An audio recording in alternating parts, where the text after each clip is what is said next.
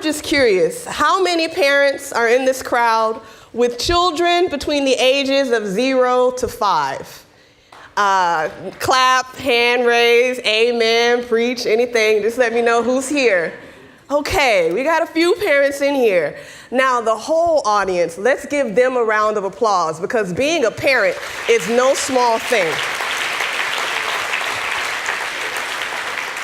And the reason why I have I see myself as like an ally, an advocate for parents, because at this stage in my academic career, I am privileged to sit on some high levels of education policy globally.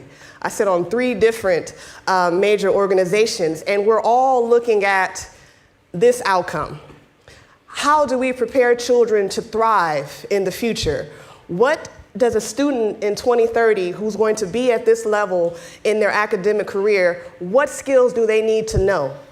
And if you're a parent, that's a terrifying question, because whether we say it out loud or not, we don't really know what education is going to look like in 2030. We are all putting together our best educated guesses, but technology is rapidly changing. There's a buzzword that flows around, 21st century skills. Have you heard it? It's like a selling phrase on a lot of things, 21st century skills. In education, it's like a sexy word, like 21st century skills, and you automatically assume that I know everything when I don't. But here's the thing. What we're saying when we use the term 21st century skills, we're trying to provide you with our best educated assumption on what education is going to look like and what skills students need to have to thrive in the future. And if you look at the World Economic Forum's, this is their review of lifelong learning. And these are the skill sets they feel students need. We have far more here under foundational literacies than reading, writing, and arithmetic. And for the parents, grandparents, adults, stakeholders in the room, if we're honest with ourselves, the education that we're preparing children for is not the education we received. So we're all learning at the same time. But it doesn't stop there. Then we go from foundational literacies to competencies.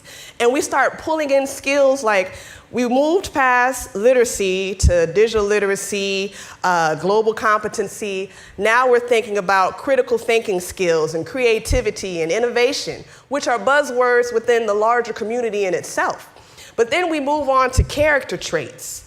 And if you look at the OECD's Education 2030 framework, they have designed 11 well-being areas. I'm gonna pause so you can look at some of these. Notable suggestions. These are all areas we feel children should have if they're going to do well in the future. As adults, if you look at this, how many of these skills can you say, you know what, in Hong Kong, we are knocking this out of the park? Like civic engagement, we rocked 2014. We're clear on that. Housing, apartment hunting here is enjoyable. The landlords are the best. Whoever my future landlord is, I love you. Don't raise my rent. And the biggest one, work-life balance. If anyone in the room feels like you understand work-life balance, please let me know. I'll try to get you on stage next year because you have a message Hong Kong really needs to hear. But for the parents who are in the room and you're laughing along, but in the pit of your stomach is this nervousness because you're like, I really have no idea how I'm going to do this or how much it's going to cost me to get my child to this skill set. I am here to share with you a research-based, evidence-proven resource that is outstanding. Parent-child reading aloud. And parent-child reading aloud between the ages of 0 to 5 and even further. But during these foundational years, it's a powerful thing. Now, unfortunately, in Hong Kong, a lot of times when I say things about parent-child reading aloud, I get parents that hear me and they think, okay, I get my child to the point where they can read, and then I envision them reading alone, reading very impressive books like Lemony Snicket's A Series of Unfortunate Events at the age of 6, because we're hard achievers in Hong Kong. I want to see them reading dense books and loving it by themselves. And I want to say, actually, that's one outcome, but the power of parent-child reading aloud is more than just the skill, it's the bonding. And if anyone has experienced being read to or reading to a child, there is something, and I'm going to use an unscientific term to describe it, it is absolutely magical if you experience enjoying a story with a child. But that magic is not sprinkling through Hong Kong the way I'd hoped. The theme for this TEDx is emergence.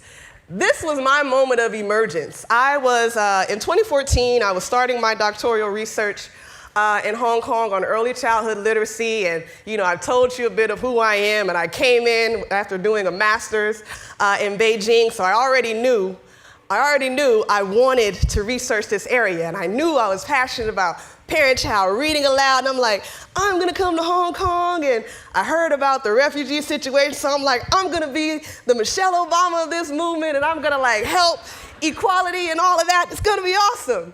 And then I found out the rate of Hong Kong's engagement in early childhood literacy activities. We were last, guys, we were last. And I was like, no. And I had to make an epic decision. I decided right then and there I could spend the next 4 years getting my credentials and then addressing the issue, or I could drop my bucket right where I was and get involved in helping. And that's what I did. I went to parents where they were. If you talk to parents and you ask them why they don't engage, they'll tell you time. So I went to the corporate office. I didn't stop there. I went to the communities. I went to the refugee asylum centers, and I shared everything I knew about effective early childhood literacy. And it boiled down to these 4 things: talk, read, sing, play. Now, if you want to hear more, you got to ask me back, because I'm down to 4 minutes. But I will tell you a little bit more about read. If you can read at least 15 minutes a day, the research says that's the minimum amount of time you need to invest in order to start seeing some outcomes. But I want to go beyond just the 15 minutes. I want to talk to you about the power of reading in a way that ties back into those 21st century skills. One foundational skill is global competency, the ability to collaborate and work well with others. Technology has made the world flat, and there's a high probability that in the future, students are going to work with students from different parts of the world at earlier and earlier stages. What better way to introduce them to the world than through a children's book that presents the child being a child, something they relate to? And who better to teach them that than by someone they love more than anyone in this world? The parent, in the safest place that should be the safest place, the home. And if you allow yourself to engage in this idea of reading aloud with the child, maybe we can do something about this. The PEARLS stands for the Progress in International Reading Literacy Study, and it's issued every 5 years. 2011 was the most recent cycle when I started. As of December 2017, they released the latest results, the 2016 PEARLS. Good news, we moved up 2 spots. If you're looking at the United States and England, no, we're not higher than them. They didn't take the take-home survey, so they're just there to let you know they didn't participate. But we beat Macau and we beat Morocco, woo! We're on our way, Hong Kong. Stories of us. But I tell you this much in all seriousness, we got a great deal of work to do. We do. And whether we are reading aloud with our children, engaging with our children in loving ways, or if we feel like we're being absorbed into the wider pressure of society that's trying to make us think we need to be on the cutting edge of every new class or every new course, our children are following in our footsteps. And this opportunity to be in front of you is to let you know there are people like myself who are advocating for you, who take issue with the fact that you are dealing with a lot of pressure, financially, socially, to raise children that meet this ideal that's always changing. But one thing remains the same. If you are willing to set up a tradition of reading aloud with your child, creating a pathway of storytelling, which opens up conversation, you can build a bridge. We don't know what the world is going to look like. But if you have established a pattern of reading aloud with your children, talking about civic events, using that story time to have conversation, you can pull into that into the future. And when you notice your child may be dealing with bullying, maybe dealing with emotional issues, you can grab a storybook. You can sit down with that child and you can talk to each other through a story. You create a space of dialogue and you remind them of the pattern you already have, so it's not some new thing. They already know this is what we do. So my call to action to you all, in another 5 years, another Pearls exam will come forward.